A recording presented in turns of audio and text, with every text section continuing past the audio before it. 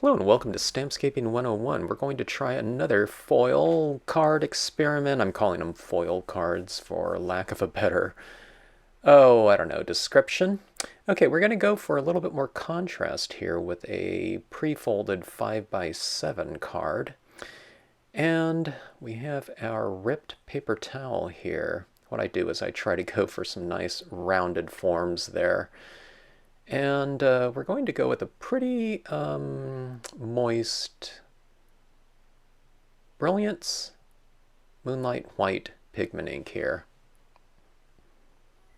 Okay, we're applying the ink, and okay, I apply some ink on the upper portion a little bit faster later on.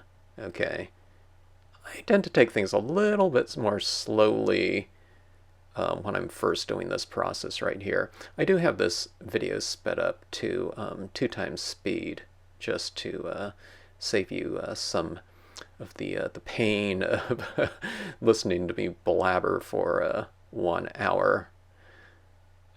This one should take a little bit less time here, but you can see the general process here. Okay, what we're doing is we're creating that edge using the paper towel as a template, and it's a soft template, okay?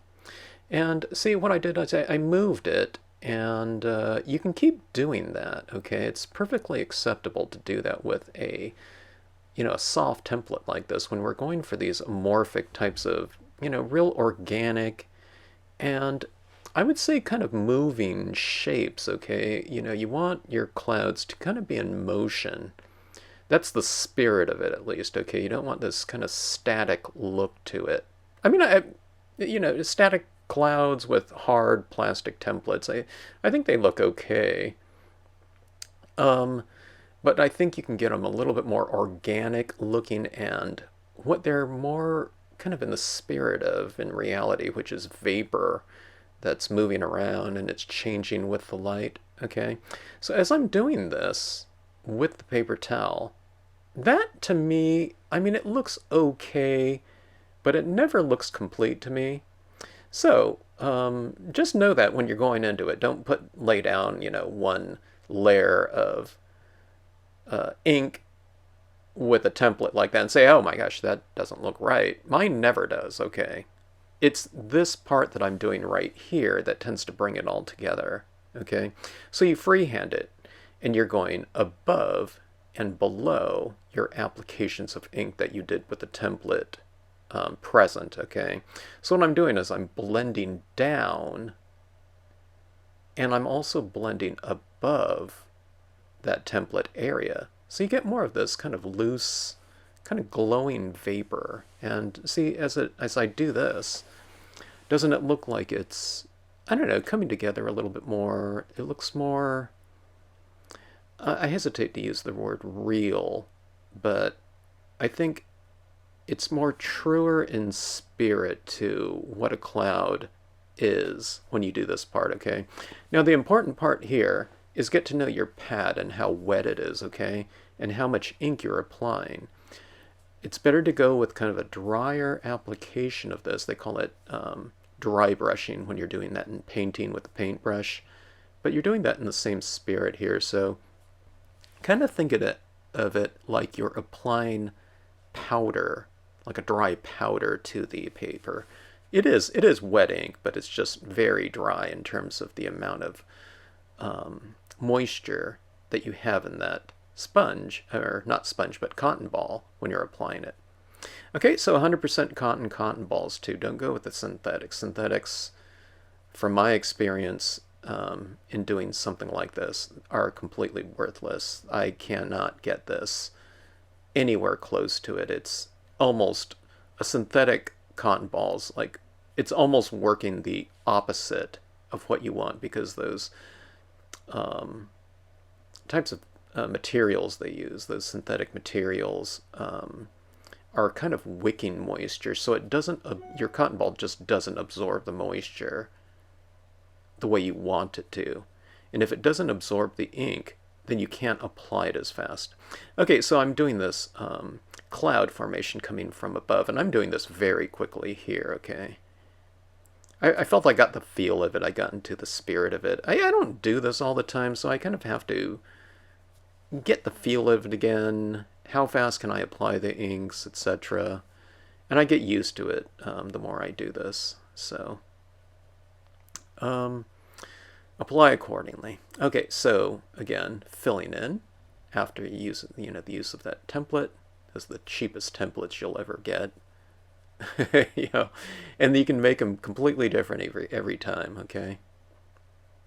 All right, so that's the top portion right there, and then we're in this case we're going below the cloud, but to make it look a little bit softer and more like vapor, and the it's illuminated moisture that's suspended in the air is what we're depicting here.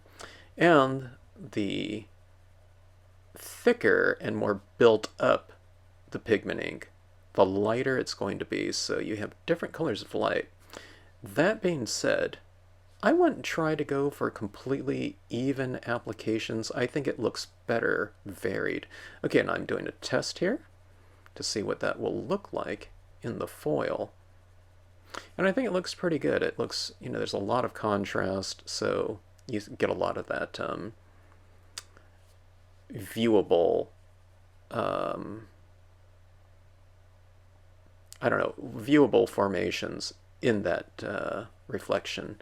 And see that going at that angle like that, that diagonal, it will come into play when you put that mirror down, because you'll have these angles going in the opposite direction with that mirrored effect, which is really fun. Now I went much lighter on these clouds than maybe I would normally do, just because I know that I was going to stamp my trees over the top of it, okay? So I wanted a lot of contrast between that Pines and Rocks stamp and the background, okay? I can't stamp this, tree in black. Over black, it just wouldn't show up at all. Now, you can do it in like white, maybe, over black. Maybe that would be interesting, too, because you'd have these white tree reflections down in the water. Maybe I'll try that in the future here.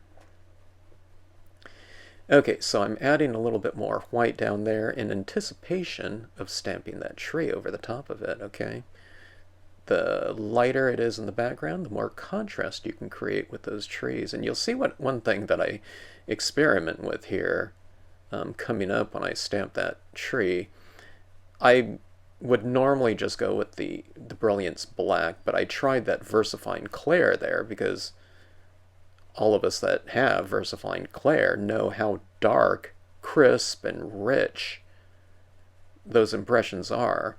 Now that black paper that I'm using is a matte paper, okay? And I figured that VersaFine Clair, which is an oil-based pigment ink, I felt that it would stamp over that cloud with no problem at all, but you'll see how light of an impression it gave me. I don't know why. It just didn't transfer very well.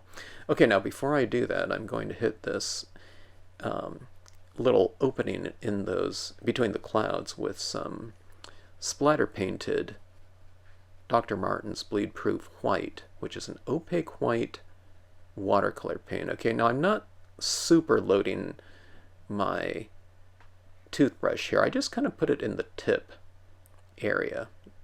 If you had like some kind of gigantic, 12 by 12 area to, splatter paint, maybe you use a lot more paint, but that's a relatively small area in there, okay? And I just splatter painted it in there to represent stars. Some of it splatter painted over my clouds, but it really doesn't show up too much, so I, don't really need to mask it. Okay, this is my theory on the VersaFine Clair, and you'll see where it just doesn't work. I don't know, I was really surprised. I thought it would adhere no problem, because the Brilliance ink goes on to the dried white Brilliance just fine, and I've actually used some dye-based inks over dried dried white Brilliance, okay, and it stamped out pretty good too. So this is the one that I thought would have absolutely no problem. I'm letting the ink transfer. I'm holding this down as, just in case, but I was really confident at the impression quality of this. And I lift it up, and that's as dark as it got. I don't know why, but it's more of like a, I don't know, what would you call that? Like a 40% gray? I don't even think it's 50%. So, seeing that, I was wondering, uh-oh, is my Brilliance ink going to, Brilliance Black going to work on that? And I really needed that, those trees to stamp out quite a bit darker for this reflection to be effective. If I'm having these trees reflect down in the water, or, well, down in the silver foil, you really want some more contrast. I want it to be a bolder kind of visual experience for the viewer, okay?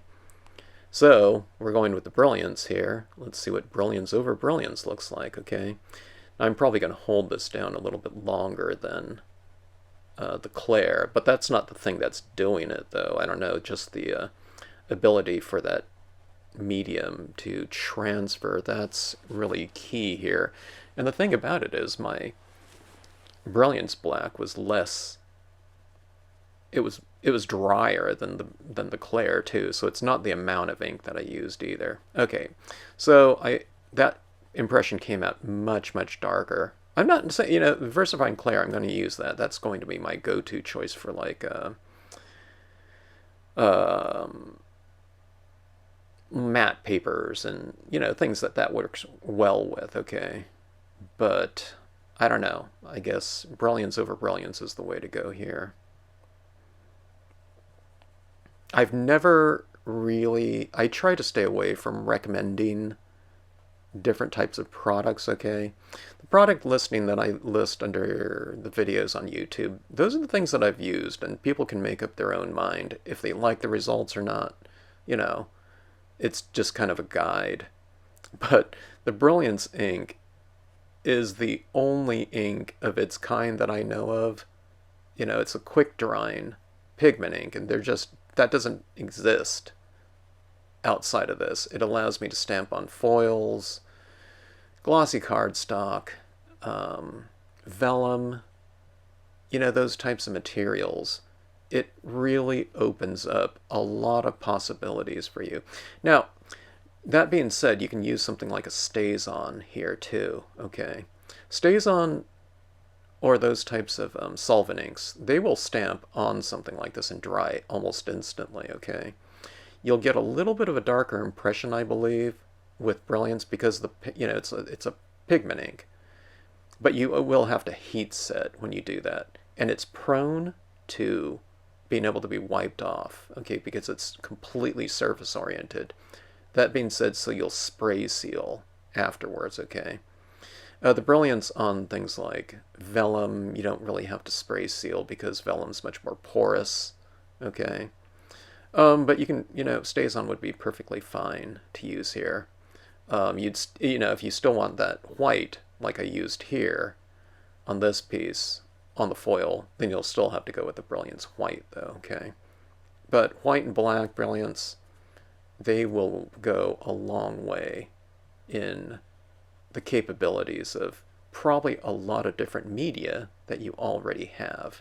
Vellums, foils, glossy cardstocks, etc. Okay, so I just double stamped that Pines and Rocks there, okay? I didn't get it perfect. You can see the impression, on the left-hand side up top there, is much more crisp. That's not a problem, okay? Because CNC ink stamping, you can just do something like this white paint pen, which I probably would have used anyway, and I'm creating these little reflections on top of that tree. I'm putting some on the tree branches, okay? Now, one of the things that on this piece is I'm favoring the left-hand side of the right side trees a little bit more because I was anticipating, possibly putting this moon in here, which I decided to do in the end here. Sorry, I'm working off screen, but this little paint pen here, see, it adds that crisp element back into that tree up top there, so it doesn't look so blurry, okay? So you can do all kinds of things like that in scenic stamping. It blends right in, and it just seems like a natural part of the scene, okay? All right, so adding some of this up in my clouds, and see though, it's creating a little bit more texture and contrast, I guess. They call that specular light, light that's brighter than white. It's those little reflective types of elements on everything kind of in our surrounding environment. If you're watching this video, you have specular light on, little pens or pen caps, sitting around your desk or whatnot, or if you're watching this on a phone or tablet, you have specular light reflecting off your edges of everything, okay? All right, so that's our little reflections. I'm testing that right there. And I think it's time to glue our foil down, okay, in this whole area right here. The foil's larger than the space, the 5x7 inch down below here. And I like to have it a little bit larger because I can just trim off completely flush the card with that. Now, I got a little white on the backside of this card, but I don't know, I'll figure something to do for the front side, the outside of the card later on. Okay, so I'm going to trim this together right here for it to match up here.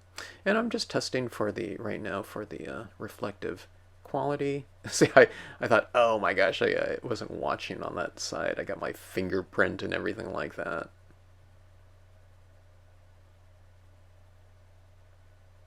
To me, I don't really care about those types of things.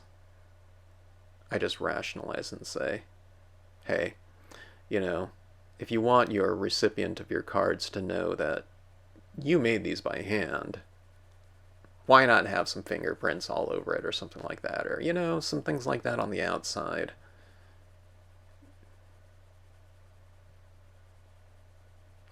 Okay, so we have that. See this right here? I got, a little bit of ink in there.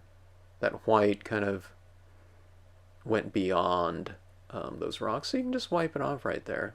So, you can spray seal it later on, but it's a really forgiving process working on foils.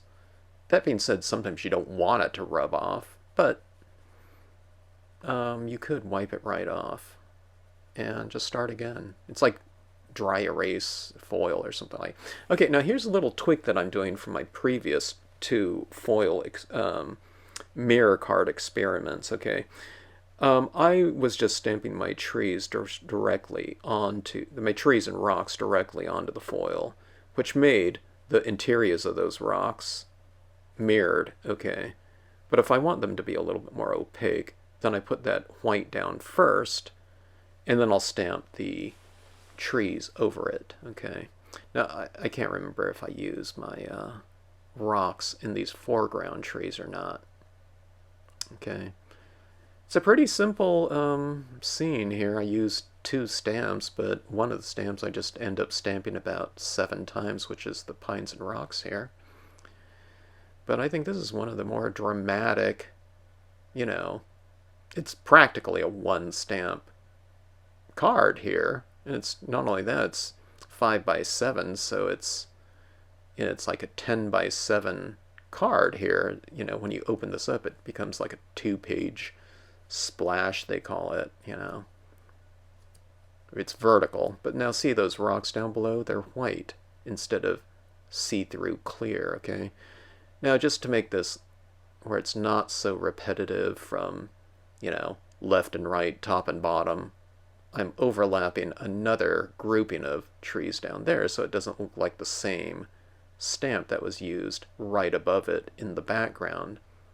So we're not playing around with scale too much here. Sometimes I could have stamped the smaller pines and rocks in the background up above and the larger ones in the foreground, but we're just kind of closing in the space here. So we're saying that the foreground and the background aren't too far apart from each other because the trees are, the same size. But you know, I try to make the stamps as versatile as possible, so you can do that. Trees that are used for the background can be used for the foreground like that, and there you have that reflection showing in there, okay? The thing about doing this too is I was really pleased that, you know, you can see those little splatter painted dots up there. The silver foil was reflective enough. I mean, you can still see distortion in there. It's not perfectly mirrored or anything like that, you know. But it's close enough. You can see those stars pretty well. Okay. Um, I don't know. I'm really pleased with this paper here. I've used it for other things, but I don't, this is one that's really making use of that quality of it, okay? And I really like the way that, you know, that top portion is reflecting down in the bottom portion. Okay, so I wanted to use kind of a moon rising type of thing. So it rises and sets somewhat as someone opens and closes the card. A little bit. It's not setting completely. It's not a moon in motion, but you know, when you have it in like that, now see, I'm taking a look. See, if you have it a little bit lower, then you can have the card open more, and for it to show up, the higher you put it, you know, the card has to be at kind of at the right angle for it to show a little bit more. So things at the bottom, you know, towards your crease, okay, in the card, the fold in the card, will show up more than things higher up, all right? Does that make sense? Because you have to fold it over more.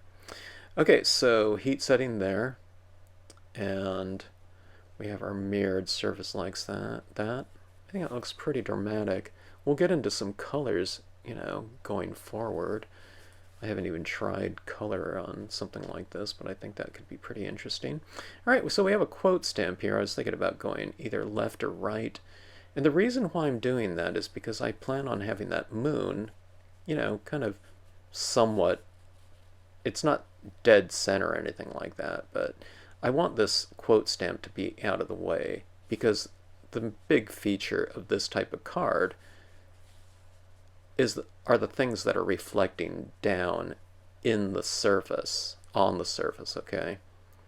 So I don't want that quote stamp to be right where that moon is going to be reflecting down there because we want to be able to see the moon, and I don't want that quote to be right in the way. So you got to plan for little things like that, you know, but there's still plenty of areas. I could have gone left or right with it like that. That's moonlight is sculpture. So again, you know, we're kind of reiterating the theme of this piece, okay? All right, now here's the thing I'm doing here too. I'm putting some of these little reflective little sparkly elements on these trees. It stands out a little bit like, you know, right now, or a lot. But when you hold it up to the light and the silver isn't quite so dark, those little white highlights don't show up as much, okay? So taking those types of things into consideration. But what I'm also doing is I'm creating a little bit of visual continuity between the foreground trees and the background trees with having those highlights on them.